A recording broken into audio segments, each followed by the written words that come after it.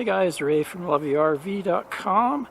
I thought my repairs are over for this summer, but looks like I got one more. I was underneath the Cougar yesterday, kind of tidying things up. I had taken the coroplast underbelly off in spots to do those tank repairs and valve clean out. And I saw a weird bulge right at the end here, right where my water tank is. And I thought, oh, I guess the plastic underbelly's starting to kind of fall apart. But when I went underneath and pushed up on it, it was solid. And actually the water tank was starting to fall out in the corner here. So what I've done is I've cut the coroplast and then folded it back so that I have a good access there. And I'll just go under and show you what the problem is. Got myself a little bed that I use when I crawl under so I don't get hurt by the rocks. There we go. So there's my tank there. It's a 60, I think it's a 60-gallon freshwater tank. And you can see how this beam here, right there, has slanted down. And you can see in the corner there, it's actually fallen down, and that's the bulge I saw. Let's get over there and give you a closer look, let you see what happened. There we are. You can see where the bracket there was bolted right into the main frame I-beam of the trailer. And both the bolts they're kind of tech screws, I think they use. Both of them have sheared off. So that dropped right down in the corner. Lucky enough, it just hit onto the I-beam, so the tank didn't fall out. But if I hadn't caught that and I got onto some rough roads, when this tank is full, it's over 400 pounds. So if that was starting to bounce in there, it might have started snapping these straps. Or worse yet, that other bracket at the other end would have busted. Or maybe at this end, so I'm glad I caught that. So I'm going to get the remnants of those screws out there and try to get this beam back in place. Never ends with an old RV. You can see, you know, that would have started bouncing, causing all sorts of problems. I had a few people comment about this rack, asking me if I just got this installed or something, but actually this came with the trailer. It was what they figured would be a bike rack. It never really worked out good for that. But it says on it max load 200 pounds.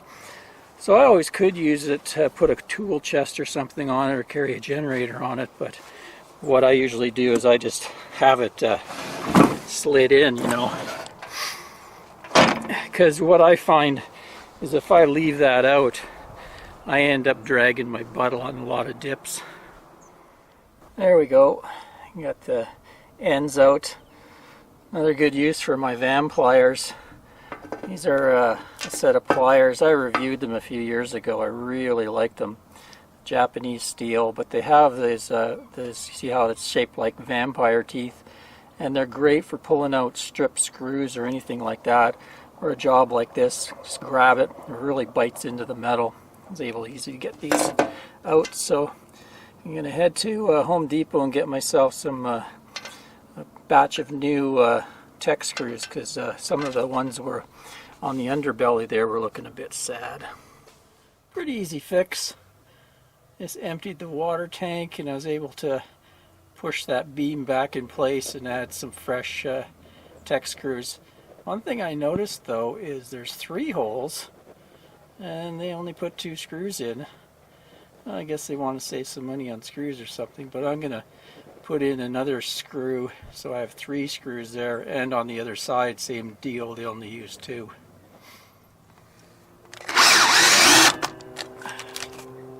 That maybe give you a closer look here in case you're a Cougar owner that has a similar rig and wants to know what's back here. So water tank's held between these 2 beams. That's that beam that I fixed. This back beam is actually welded in place, so it's not going to fail. They seem to have some straps, 3 straps for support. I think I may add a couple more down the road. Give you a look in here. This section here, this is the business end of it. You can see down there's your low point drain for draining it. Then right here we have the air vent. Looks like the air vent. No, that is the pickup because it's down low. So that picks up your water, goes up to the water pump, draws through that. And then up a little higher there, we have the filler, and then beside it the smaller hose is the air vent. So as it fills, it'll get rid of any extra air.